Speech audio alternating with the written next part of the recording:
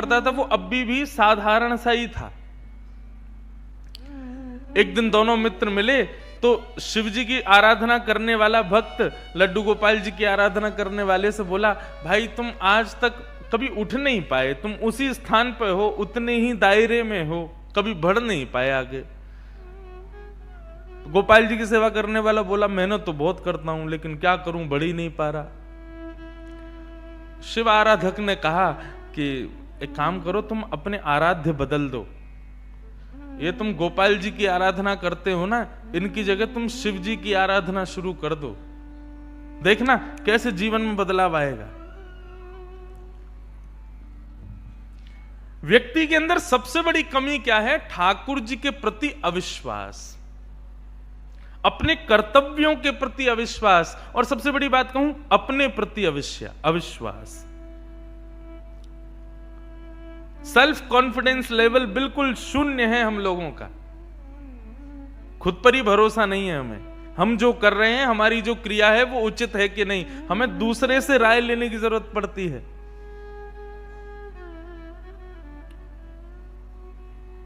ठीक है, गुरुजनों से, विद्वत जनों से, श्रेष्ठ जनों से पूछना चाहिए, लेकिन ऐसे नहीं कोई भी मिल जाए उससे तुरंत पूछ लेना, हम ऐसा करते हैं, ऐसा ठीक है कि नहीं, ये करते हैं, ये ठीक है कि नहीं, ऐसा करते हैं, ये उचित है कि नहीं। नहीं, सबसे मत पूछो।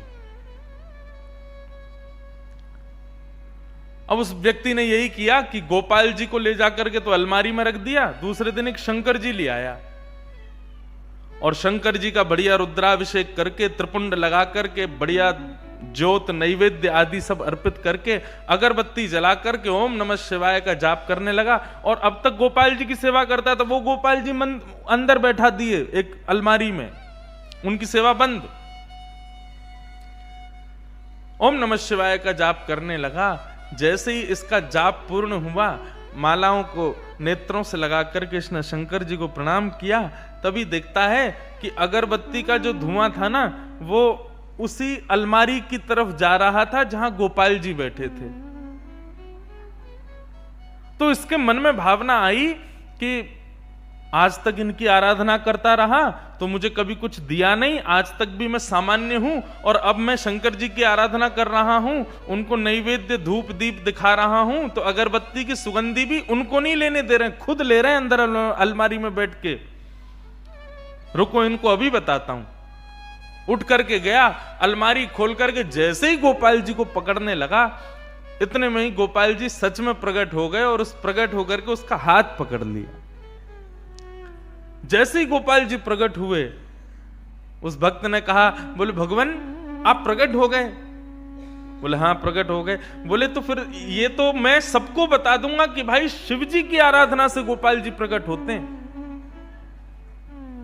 गोपाल जी बोले नहीं भैया, हम शिव जी की आराधना से प्रकट हुए, ऐसी बात नहीं है।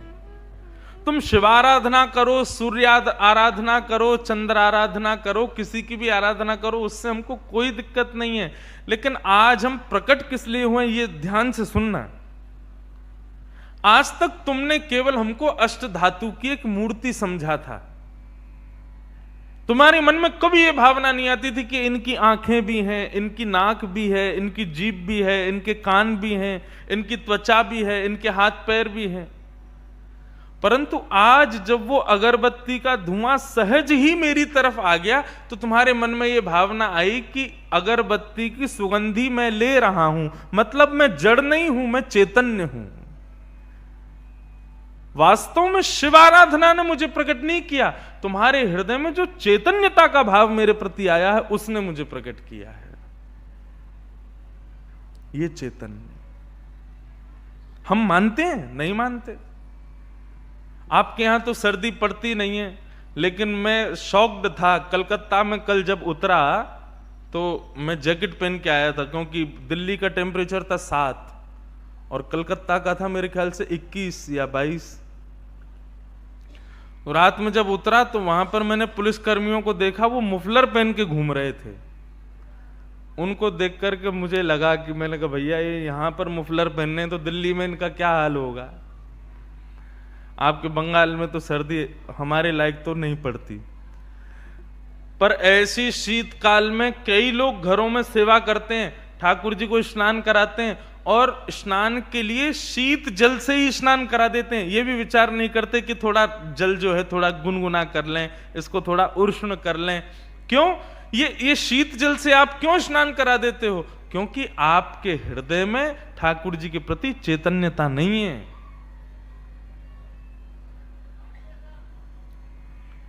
ये चैतन्यता का भाव हो।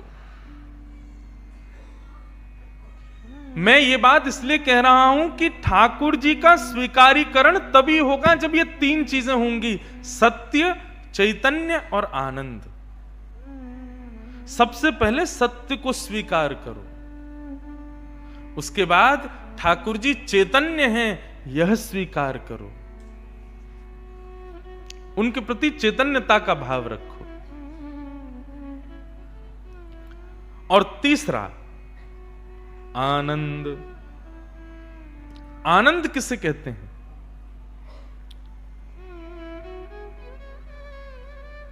कल रात में न्यू ईयर था और लगभग भारतवर्ष के सब युवाओं ने 10 बजे ही 9 बजे ही अपने घरों का त्याग कर दिया होगा और 10, साढ़े 10, 11 बजे से नाचना शुरू किया होगा और ज्यादा से ज्यादा 12:30 बजे 1 बजे वे सब पस्त हो गए होंगे, हार गए होंगे, थक गए होंगे और थके हारे आकर के घर पर आके सो गए होंगे। और उनसे सुबह किसी ने पूछा रात्रि में कैसा रहा? हाँ अच्छा लगा, ठीक था, सुख मिला। परंतु आप सब लोग आज 1 जनवरी है, सवेरे 9:30 बजे से तैयार हो, मंदिर से कलश यात्रा लेकर के आए हो, यहां आकर के फिर प्रसाद पाया है, 2:30 बजे से व्यास जी का इंतजार कर रहे हो, 4 बजे व्यास जी मंच पर आए हैं, अभी 5 बज रहे हैं, सुबह 10 बजे से लेकर के 5 बजे तक की आपकी ये यात्रा इतनी लंबी हो गई। लेकिन अभी आप अगर दर्पण निकाल के अपना मुखमंडल देखोगे तो एक अद्भुत प्रसन्नता मुख पर प्रकट हो रही है। इसी को आनंद कहते हैं। ताली बजाने का मन करे जोर से बजाओ, कंजूसी नहीं करो उसमें। और एक बात कहूं, ताली तभी बजाना जब समझ में आवे, जबरदस्ती भी बजाने की जरूरत नहीं है। हाँ? अभी पहला दिन है, थोड़ी पहचान हो जाए मेरी और आपकी, हम लोगों की। पहले अभी तो इंट्रोडक्शन चल रहा है। कल परसों में जब सबके चेहरे मुझे पता चल जाएंगे, आपको भी मैं पता चल जाऊंगा, फिर आएगा महाराज नंद घर आनंद भयो जय कन्हैया लाल की। फिर खूब सुंदर जो है नंदोत्सव मनाएंगे, गोवर्धन उत्सव मनाएंगे, रुक्मणी विवाह मनाएंगे और फिर हम चले जाएंगे। सुख में और आनंद में अंतर कितना है, मैं बहुत अच्छे से अपनी कथा में इस बात को रखा करता हूं। बहुत ध्यान से सुनिएगा बंधुओं, आप खुद प्रैक्टिकल करके देखिए सुख कहां मिलता है और आनंद कहां मिलता है। दोनों में अंतर है। संसार से संबंध रखने वाली कोई भी वस्तु हो, कोई भी A to Z कुछ भी, उस वस्तु का अति भोग, अति सेवन आपको केवल और केवल सुख देगा। परंतु भगवत संबंधी, ठाकुर जी से संबंधी कोई भी वस्तु हो, उसका अति सेवन, अति भोग आपको आनंद देगा। ये अंतर है सुख में और आनंद में। सांसारिक कोई भी वस्तु हो, मुझे बंगाल का सबसे प्रिय लगता है संदेश, सौंदेश, रसगुल्ला। और वो रसगुल्ला भी वो वाला जो मटके में मिलता है और थोड़ा सा खजूर गुड़ के रस वाला, बड़ा आनंद आता है। गलत बोल गया, आनंद नहीं सुख मिलता है। अब मुझे बहुत प्रिय है, कल मैं जहां प्रसाद पा रहा था रात्रि में कलकत्ता में, उनको भी पता चला तो उन्होंने रसगुल्ला मंगाए, संदेश मंगाया, सब मंगाया। आपको पसंद है, 1 रख दिया संदेश, 2 रख दिए, 3 रख दिए, 4 रख दिए, खाता गया। लेकिन मानव का स्वभाव है, संसार की कोई भी वस्तु हो, जितना उसका सेवन करोगे ना, धीरे धीरे हर पल आपके उस सेवन से आपके अंदर की इच्छा नष्ट होने लग जाएगी उसको पाने के लिए। जब हम स्कूल में पढ़ते थे, फिजिक्स में एक डेंसिटी बताई जाती थी, वस्तु का अति भोग करने से हमारी इच्छा जो है नष्ट होने लग जाती है। संदेश भले ही मुझे कितना भी प्रिय हो, लेकिन 3-4 संदेश खाने के बाद में 5वां संदेश खाना तो बहुत दूर की बात, देखने की भी इच्छा नहीं करेगी मेरी, भले ही वो कितने भी अच्छे से क्यों ना बनाया हो। यह है सांसारिक सुख कि उसका लिमिट अगर क्रॉस हो गई तो वो वस्तु आपको फिर सुख नहीं दे पाएगी, वो आपको फिर प्रसन्न नहीं कर पाएगी। लेकिन ठाकुर जी से संबंधी, चाहे वो कथा हो, चाहे वो दर्शन हो, चाहे वो तीर्थ यात्रा हो, जितनी बार करोगे, जितना ज्यादा सुनोगे, जितना गहराई में जाओगे, जितना अति सेवन करोगे, उतनी और लालसा बढ़ती चली जाएगी। इसी को आनंद कहते हैं। आज तो पहला दिन है कथा का, 3 दिन बाद ये स्थिति होगी। मैं गारंटी से कह रहा हूं कि 3 बजे कथा प्रारंभ होगी, 7 बजे जब कथा विराम होगी तो आप लोग कह उठेंगे कि महाराज जी आप थोड़ी बहुत देर और सुनाया करो, 7 बजे तक भी मन नहीं भरता, थोड़ा मन करता और थोड़ा सुने। इसी को आनंद कहते हैं, जहां पर हम समय की पाबंदी से बच जाते हैं, शरीर की स्थिति से निकल जाते हैं, भोजन पानी ये सब हमारा बिल्कुल शांत हो जाता है, शरीर की सारी इच्छाएं नष्ट जैसी हो जाती हैं। इसको आनंद कहते हैं।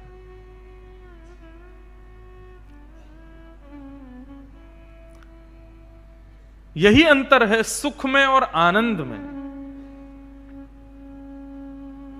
तो भगवान के 3 मुख्य स्वरूप बताए गए हैं।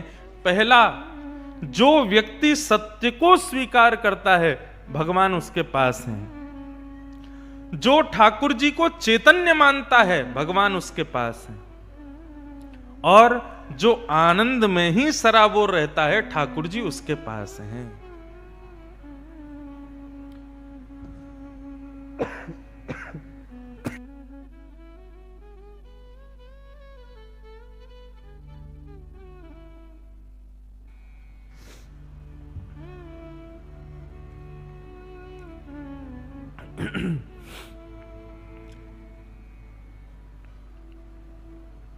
सच्चिदानंद रूपाय। भगवान के ये 3 रूप हैं। ऐसे ही भगवान के 3 कर्म हैं। ठाकुर जी करते क्या हैं? तो कहते हैं विश्वोत्पत्त्यादि हेतवे, विश्व का पालन करना, विश्व की उत्पत्ति करना, पालन करना और संहार करना। ये भगवान के 3 कर्म हैं। और ठाकुर जी के 3 गुण हैं। हर व्यक्ति के गुण होते हैं। किसी के गुण में क्रोध होता है, किसी के गुण में दया होती है, किसी के गुण में कृपा होती है, किसी के गुण में चतुराई होती है। ठाकुर जी का गुण क्या है? बहुत सुंदर गुण, तापत्रय विनाशाय। ठाकुर जी का गुण है कि एक बार उनको प्रणाम करने वाले व्यक्ति के ठाकुर जी 3 प्रकार के तापों को नष्ट करते हैं। आदि दैविक, आदि भौतिक, आध्यात्मिक। ताप किसे कहते हैं? ताप कहते हैं दुखों को।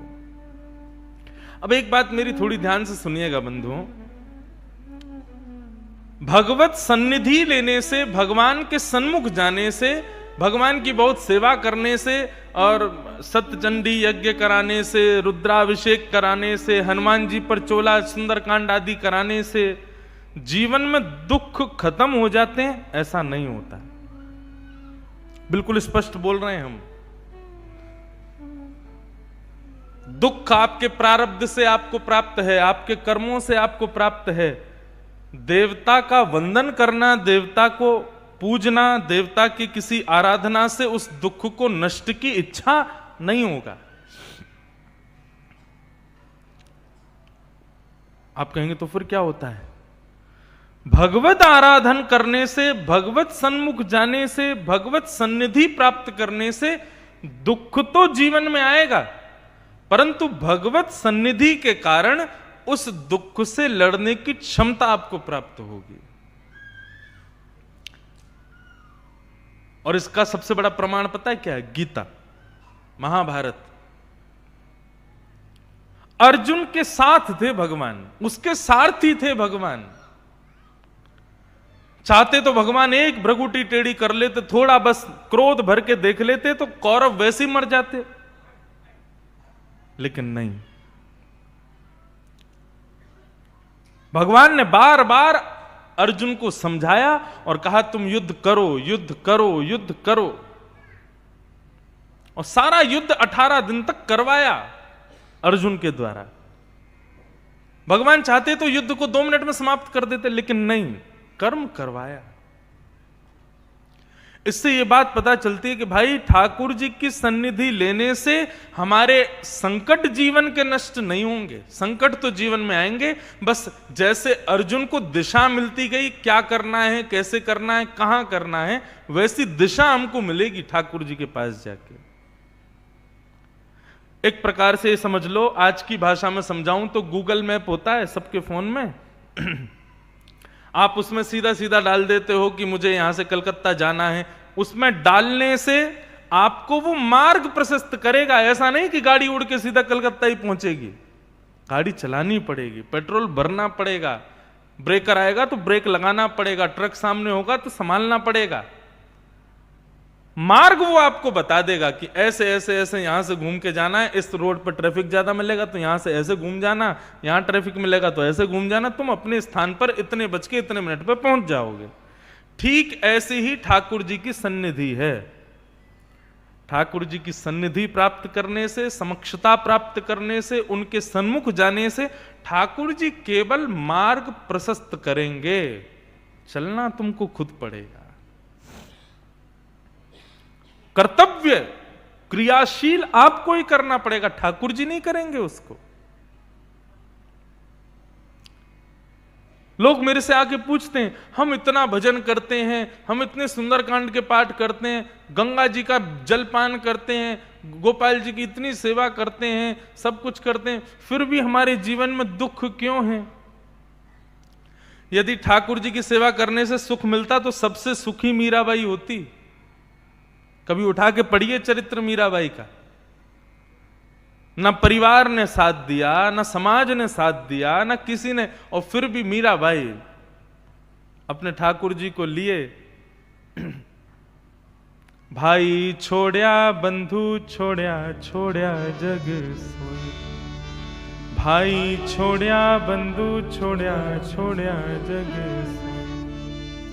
साधुअन संग बैठ बैठ, साधुअन संग, साधुअन संग बैठ बैठ, साधुअन संग लोक लाज खोई रे। मेरे तो गिरधर गोपाल, मेरे तो मेरे तो गिरधर गोपाल, मेरे तो गिरधर गोपाल, दूसरो न कोई, दूसरो न कोई।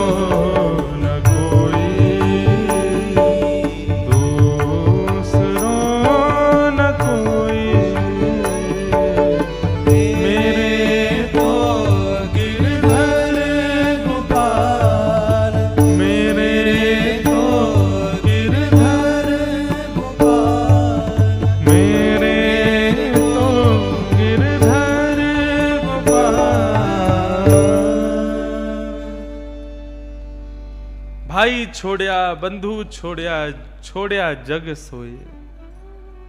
साधुअन संग बैठ बैठ लोक लाज खोई। कुछ भी नहीं था मीराबाई के पास, केवल विश्वास अपने गोपाल के प्रति, अपने गिरधर के प्रति। कितने संकट मीराबाई के जीवन में आए। संकट दूर होते हैं ठाकुर जी की सन्निधि में जाने से, ऐसा नहीं है। संकट तो आएंगे, पर उन संकटों से लड़ने का, उन संकटों से जूझने का बल जरूर ठाकुर जी प्रदान करते हैं। ये बात है।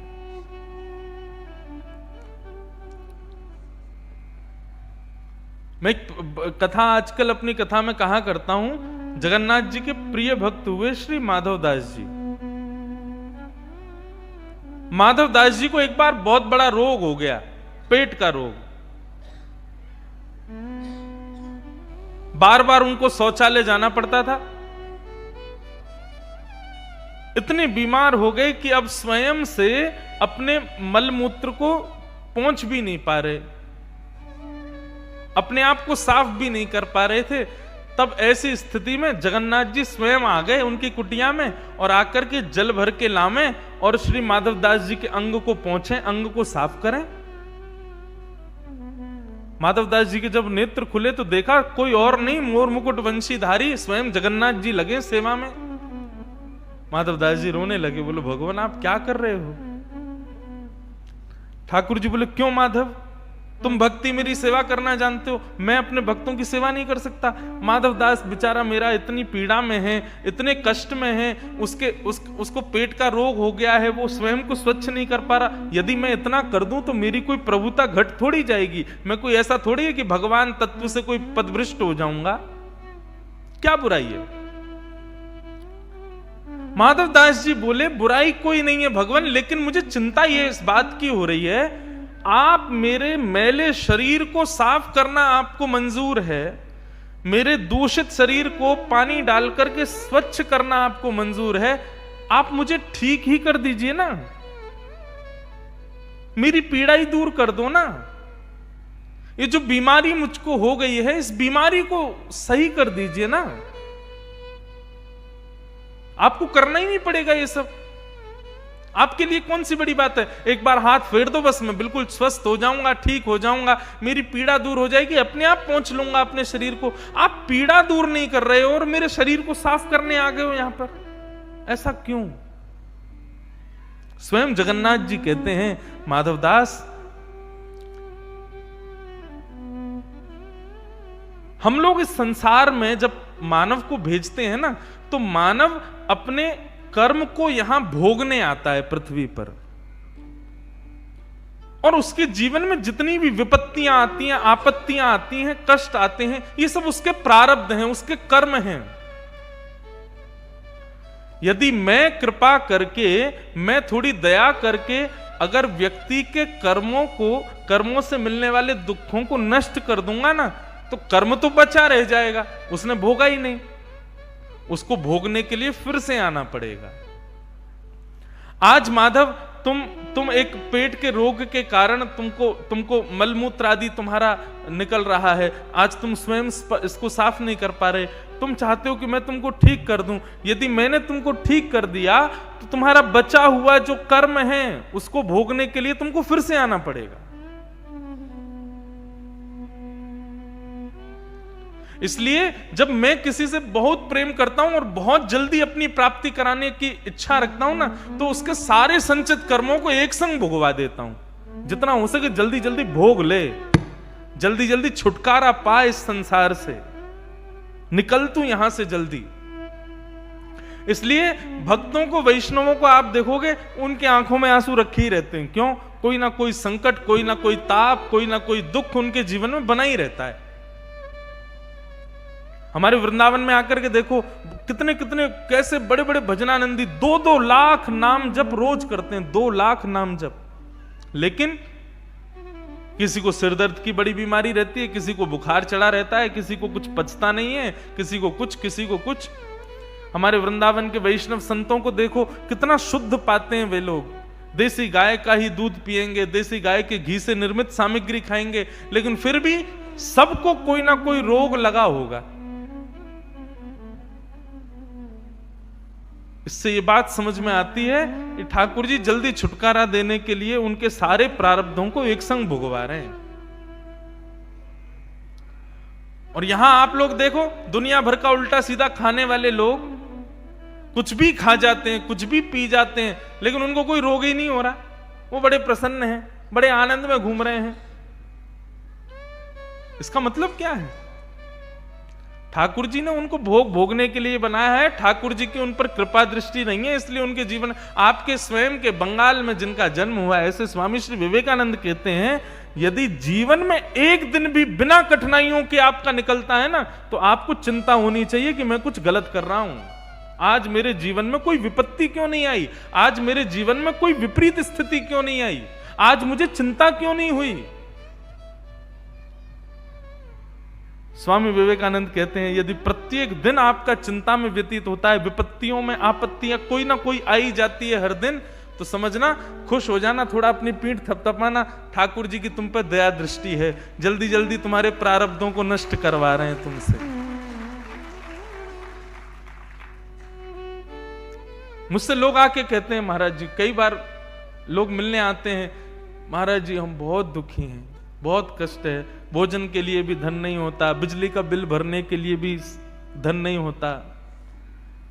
ऐसे लोगों को देखकर के दोनों प्रकार की भावना मन में आती है, कष्ट भी होता है और ये भी लगता है कि भाई तेरी अब जल्दी जल्दी निवृत्त होने वाला है तू, इसीलिए इतना संकट जीवन में है। इसलिए आज इस बात को गांठ बांध लीजिए कि भगवत सानिध्य से कष्ट दूर नहीं होता, कष्ट से लड़ने का, कष्ट से जूझने का बल मिलता है। नाम जप करने से, हनुमान चालीसा करने से, कथा सुनने से, शंकर जी पर जल चढ़ाने से, देवी पूजा करने से, आदि आदि इन सब कर्तव्यों से आपके कर्म पूरे नहीं होंगे, क्रियाएं पूरी नहीं होंगी, आपके जीवन के कष्ट दूर नहीं होंगे, बस आपको बल मिलेगा, आपको विवेक मिलेगा। स्वयं श्री तुलसीदास जी महाराज कहते हैं, बिन सत्संग विवेक न होई, और राम कृपा बिन सुलभ न सोई। सत्संग करने से, भगवत सन्निधि जाने से विवेक मिलता है। एक विवेक का मतलब क्या है?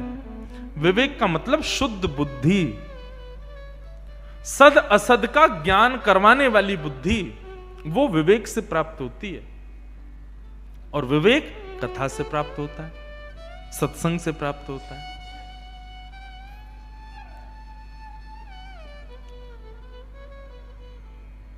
भगवान के सन्मुख जाओ, भगवत सानिध्य में जाओ, तो यही कामना करो, हे नाथ मुझे अर्जुन की तरह बल देना। अर्जुन ने कह दिया था, सेन योर भयोर मध्य रथम स्थापय मेच्युत, हे अच्युत मेरे रथ को ले जाकर के उभय सेना के बीच में खड़ा कर दीजिए, मैं देखना चाहता हूं मेरा युद्ध किससे होने वाला है।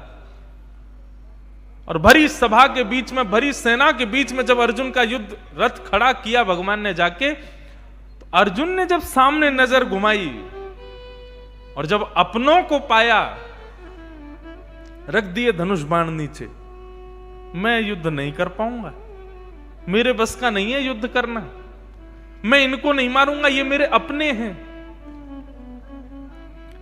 तब भगवान खड़े हुए, कमर पर हाथ रखी, बोले कायरों की सी बात करता है, युद्ध के बीच मैदान में आकर के कह रहा है कि मैं युद्ध नहीं करूंगा।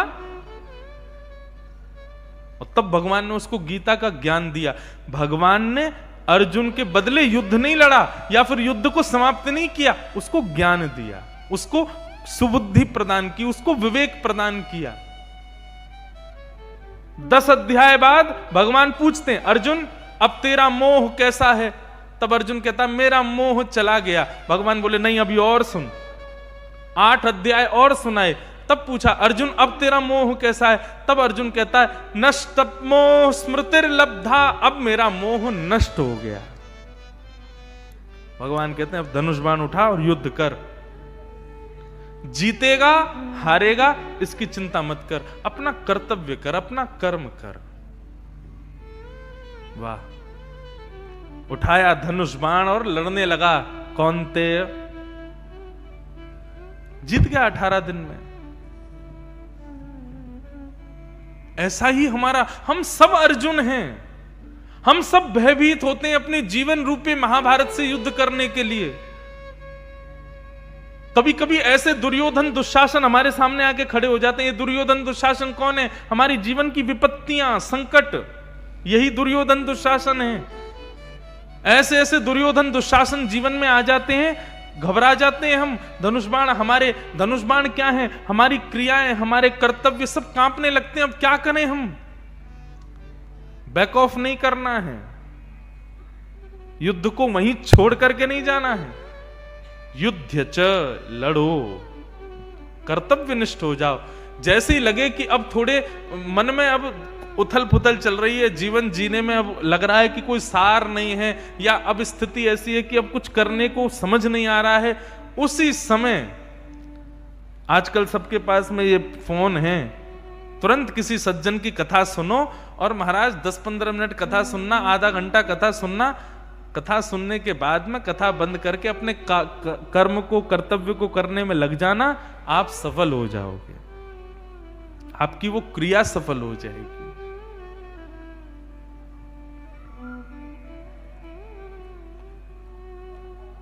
तापत्रय विनाशाय श्री कृष्णाय वयं नमः। ऐसे श्री कृष्ण को हम बारंबार प्रणाम करते हैं।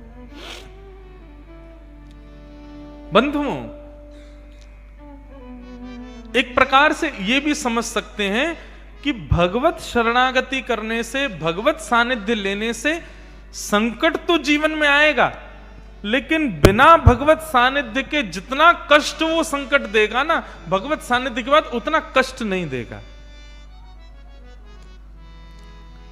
पीड़ा तो होगी लेकिन उतनी नहीं होगी। मीराबाई को भी विष पिलाया था, ध्रुव प्रहलाद के अभी हम चरित्र सुनेंगे, सबके जीवन में संकट आया है, लेकिन ठाकुर जी का सानिध्य लेने से, ठाकुर जी का सामिप्य होने के कारण वो कष्ट इतना अनुभव नहीं हुआ, इतना पता नहीं चला उसका। भागवत ग्रंथ को इतना ऊंचा दर्जा क्यों मिला है? कृपा करके हमें बताइए। तब सूत जी महाराज सौनकादि ऋषियों को बताते हैं, बोले एक समय की बात है, सनक सनंदन सनातन सनत कुमार, ये भगवान के प्रथम अवतार हैं, सनक सनंदन सनातन सनत कुमार। इन चारों ने भागवत का सुंदर प्रवाह श्री नारद जी को सुनाया।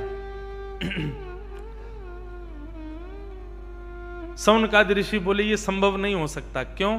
क्योंकि नारद जी श्रापित हैं, एक जगह टिक करके 7 दिन तक बैठ नहीं सकते, तो फिर ये संभव कैसे हुआ? कृपा कर हमें बताइए। तब बताते हैं कि एक बार नारद जी महाराज बद्रीनाथ में विचरण कर रहे थे, तभी सौनकादि ऋषियों ने उनके मुखमंडल को देखा और देख करके वे समझ गए कि नारद जी बड़ी चिंता में हैं। नारद जी से पूछा कि नारद जी आपकी चिंता का कारण क्या है? तब नारद जी महाराज बताते हैं, हे सौनकादि ऋषियों, कि अहम तुम पृथ्वीं यातो ज्ञात्वा सर्वोत्तमामिति पुष्करं च प्रयागं च काशीं गोदावरी यथा हरिक्षेत्रे कुरुक्षेत्रे श्रीरंगम सेतुबंधनम् एवमादिषु तीर्थेषु भ्रममाण इतस्ततः। बहुत सावधानी से सुनिएगा। नारद जी महाराज कह रहे हैं, जैसे बंधुओं हम लोग आपस में जब बैठते हैं, विदेश की बड़ी प्रशंसा करते हैं, विदेश बड़ा अच्छा है, विदेश में भी ये देश बहुत सुंदर है, बड़ी अच्छी साफ सफाई है, बड़ी व्यवस्थाएं हैं, आदि आदि। तो फिर सबके मन में आता है कि हम भी कभी विदेश जावें।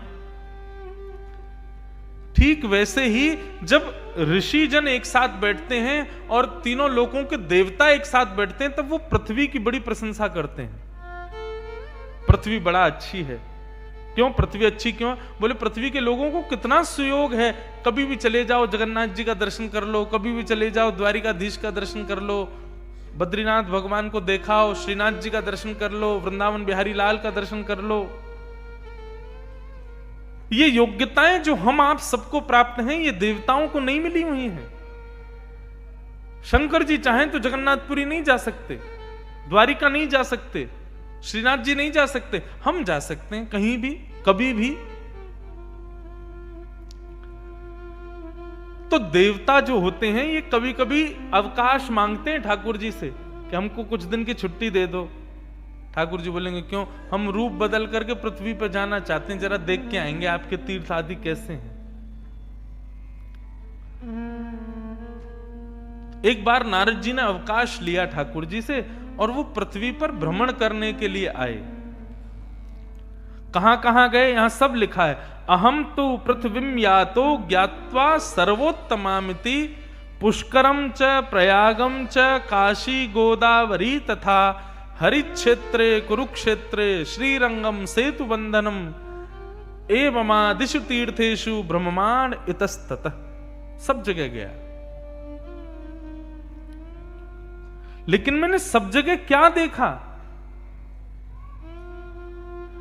ना पश्यम कुतचिक्ष मनस्संतोषकारकम कलिना धर्म मित्रेण धैर्यं बाधिताधुना।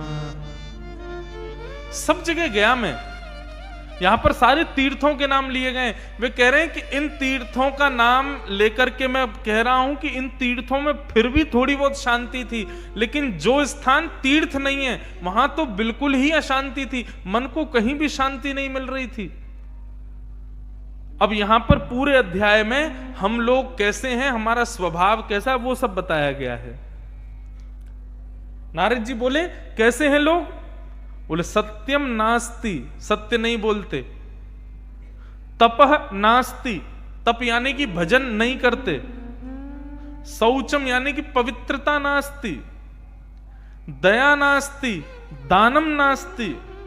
तो फिर क्या करते हैं? बोले उदर भरिणो जीवाह, केवल पेट कैसे भरे इसी का विचार करते रहते हैं 24 घंटे। पृथ्वी के लोग कैसे? सत्य नहीं बोलते। भजन तो केवल दिखावे के लिए करते हैं, करते नहीं है। लेकिन तपह नास्ति, शौचम पवित्रता, दिखाते जरूर हैं कि हम देखो 3 बार नहा रहे हैं दिन में। अरे बाहर से नहाने से क्या होगा, अंदर तो पूरा मैल भरा पड़ा है। पवित्रता नास्ति। हर व्यक्ति को देख लिया मैंने जाकर के। नारद जी कहते हैं सबकी एक ही डिमांड है, कैसे भी करके पेट भरना चाहिए। उदर भरिणो जीवा। और कैसे लोग हैं? बोले मंदाह सुमंद मतयो मंद भाग्या ह्युपद्रुता पाखंड निरता संतो विकृता सपरिग्रह। एक प्रकार से मैं ये सब पढ़ रहा हूं ना नारद जी की बातें, तो एक प्रकार से मुझे भी वही दिख रहा है जो कल रात में मुझको 12 बजे दिख रहा था। ऐसा ही था दृश्य।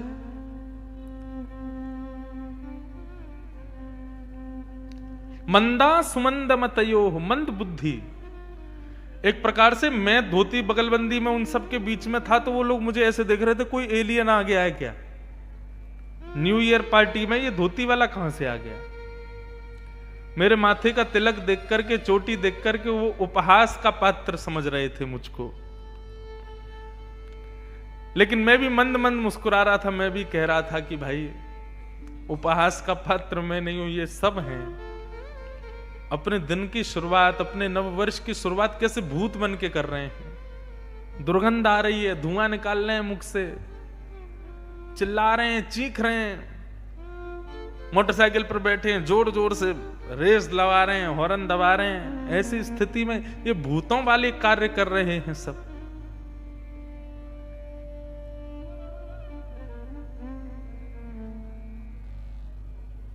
बंधुओं, भूत होते हैं क्या? भूत होते हैं? होते हैं, निश्चित भूत होते हैं। और आपको पता है भूत कौन बनता है? हमारे एक रसिकाचार्य कहते हैं, भजन बिन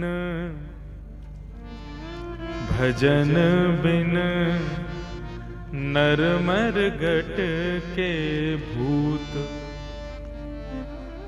जो भजन नहीं करता, जो कथा नहीं सुनता, जो तिलक नहीं लगाता, जो कभी संतों को प्रणाम नहीं करता, कभी विद्वानों के सामने झुकता नहीं, कभी ब्राह्मणों को, पंडितों को देख करके एक बार नीची नजर करके दंडवत ना करता हो, मंदिर में जाके ठाकुर जी की आराधना ना करता हो, ऐसी सुंदर कथाओं को, सत्संग को, ज्ञान को ना श्रवण करता हो, ये सब जो ना करता हो वो भूत ही है। वो इंसान नहीं है, वो मानव नहीं है।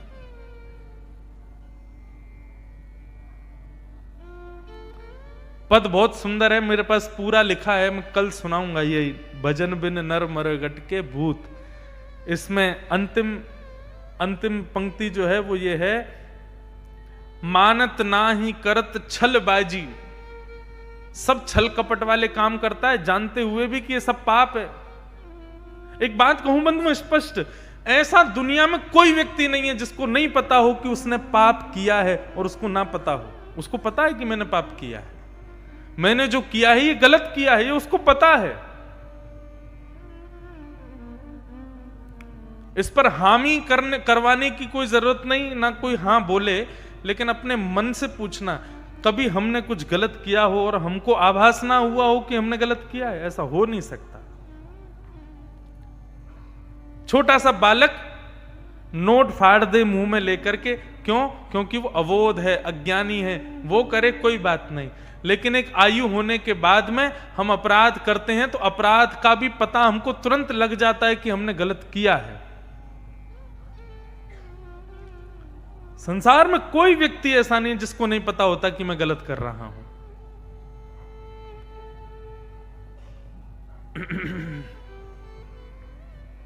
नववर्ष ऐसा ही होके रह गया है।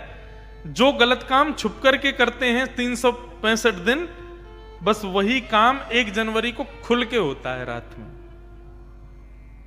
है तो गलत।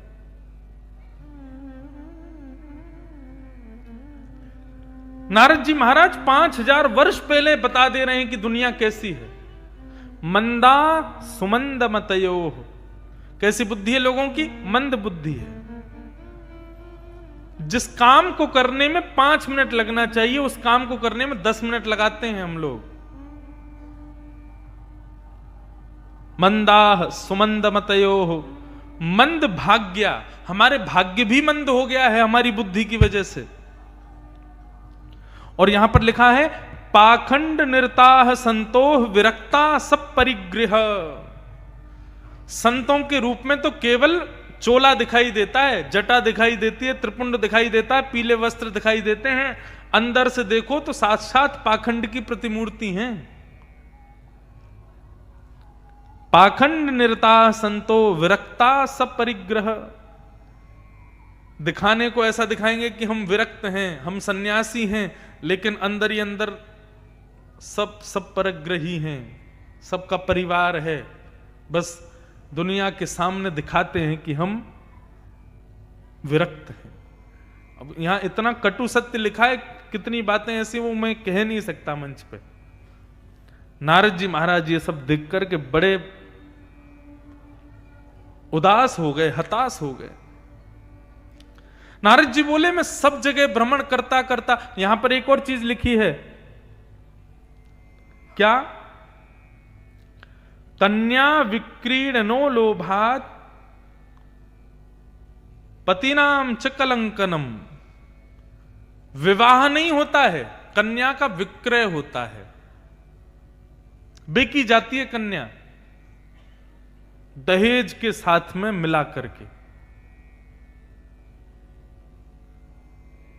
जो विवाह का संबंध दो रिश्तेदारों का प्रेम मिलन होता है, दो संबंधियों का एक भाव मिलन होता है, उसको लोगों ने व्यापार बना दिया है।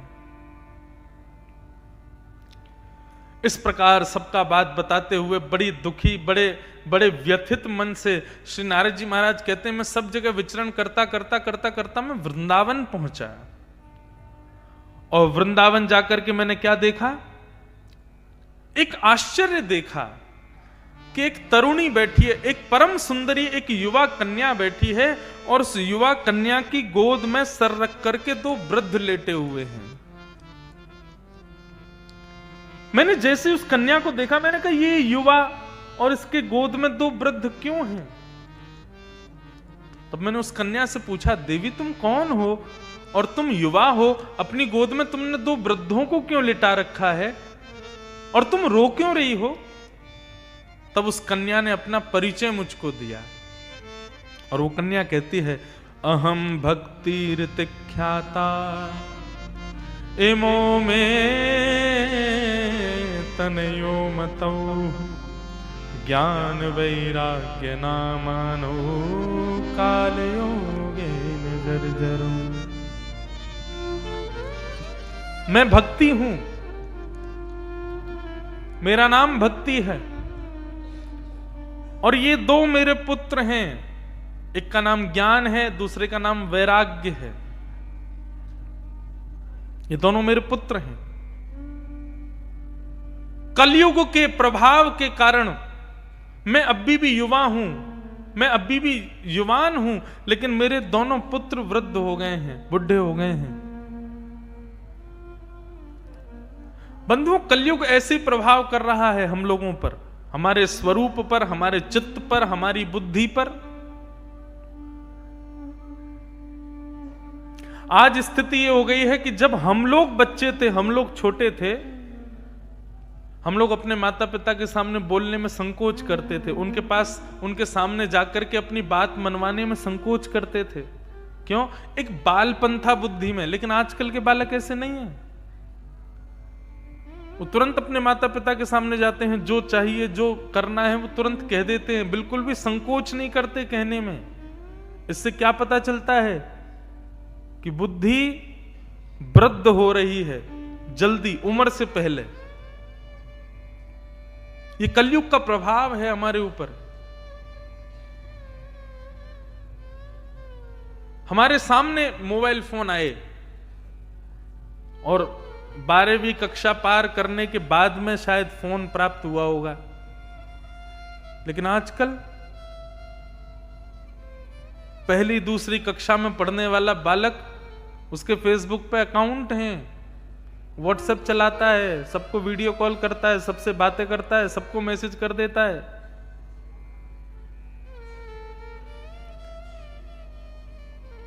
मेरी दीदी का एक बालक छोटा सा है अभी, और उसको पता चले मैं कहीं कथा करने गया हूं, अपनी माँ के फोन से व्हाट्सएप पे वॉइस रिकॉर्ड करके बोल देगा, मामू मेरे लिए ये लिया ना। सुनकर के आनंद तो आता है कि बच्चा बात कर रहा है, लेकिन कभी कभी मन में आता है कि इतना तीव्र दिमाग, ये हम इसको हम एडवांस दिमाग नहीं बोलेंगे। ये एडवांस नहीं है बच्चे, ये वृद्ध हो रहे हैं बहुत जल्दी।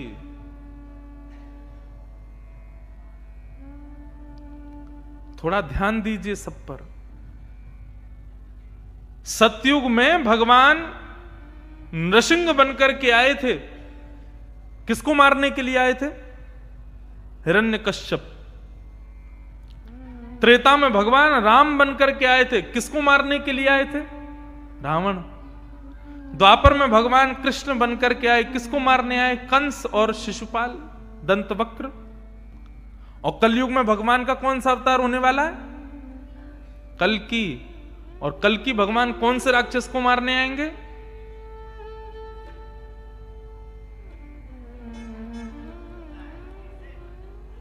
यही राक्षस है कलयुग का। और इस बात को आज आप लिख लीजिएगा, जब कलयुग का अंत समय आएगा। देखिए, राक्षस किसको कहते हैं? हिरण्यकश्यप कौन था? संसार से कहता था भगवान का भजन मत करो, भगवान को ध्याओ मत, भगवान की कथा मत सुनो, सब मुझे प्रणाम करो। रावण कौन था? कहीं कोई यज्ञ करता दिखाई दे जाता था तो पानी फेंक देता था, संतों को कारागृह में डाल देता था, सबको मारना पीटना। मतलब जो भजन करेगा, जो भगवत भजन करेगा, जो शुद्धता से जीवन जिएगा, जो माता पिता की सेवा करेगा, जिसका व्यवस्थित जीवन होगा, उसके व्यवस्थित जीवन को अव्यवस्थित करना, यही राक्षसों का कर्म रहा था। आज हमारे जीवन को सबसे ज्यादा अव्यवस्थित किसने कर दिया? मोबाइल फोन ने, इंटरनेट ने, सोशल मीडिया ने। हमारा जीवन जितना व्यवस्थित था उतना अव्यवस्थित हो गया अब। और आप ऐसा मत सोचना कि ये व्यास जी केवल हमको डांट रहे हैं मंच पे से, मैं खुद के लिए भी कह रहा हूं ये बात। मेरी भी जब सुबह आंख खुलती है तो सबसे पहले मैं भी कराग्रवस्ते लक्ष्मी ने, मैं भी फोन ही ढूंढता हूं कहां है, रात में चार्ज हुआ कि नहीं हुआ। ये मेरी भी स्थिति है। देखो सुनाई दे रही है आवाज?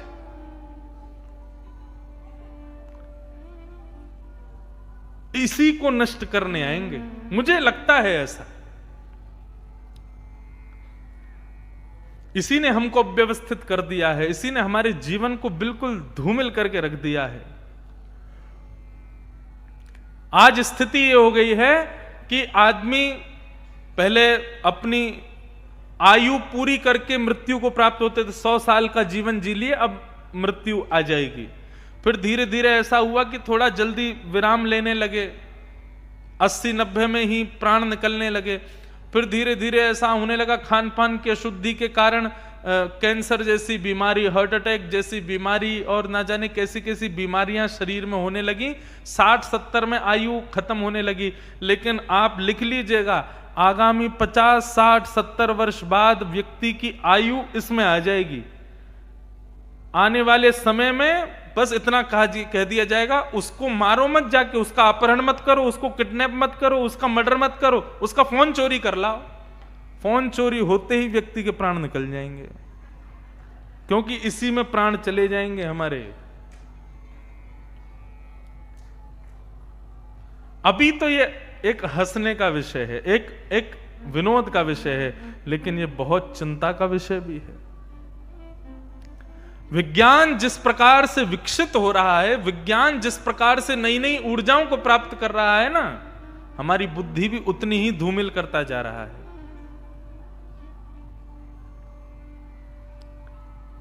इसी को नष्ट करने आएंगे भगवान कल की। भक्ति महारानी कह रही है, कलयुग के प्रभाव के कारण मेरे दोनों पुत्र वृद्ध हो गए, ज्ञान और वैराग्य। मैं भी वृद्ध हुई थी, लेकिन वृंदावन आकर के मैं तो युवान हो गई, लेकिन मेरे पुत्र अभी भी वृद्ध हैं। आज स्थिति यह है कि भक्ति अभी तक युवान है। कलकत्ता में जाओ, कितने बड़े बड़े काली भक्त हैं महाराज। नौ दुर्गा के समय पर तो आपका बंगाल देखने लायक होता है, कैसे अद्भुत अद्भुत पंडाल बनते हैं महाराज। 7 वंडर पूरे विश्व में लोगों ने लाखों समय, लाखों करोड़ों रुपया खर्च करके, इतनी मेहनत करके लोगों ने 7 वंडर बनाए, 8 वंडर बनाए।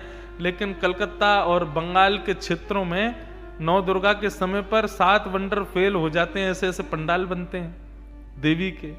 इसका मतलब क्या है?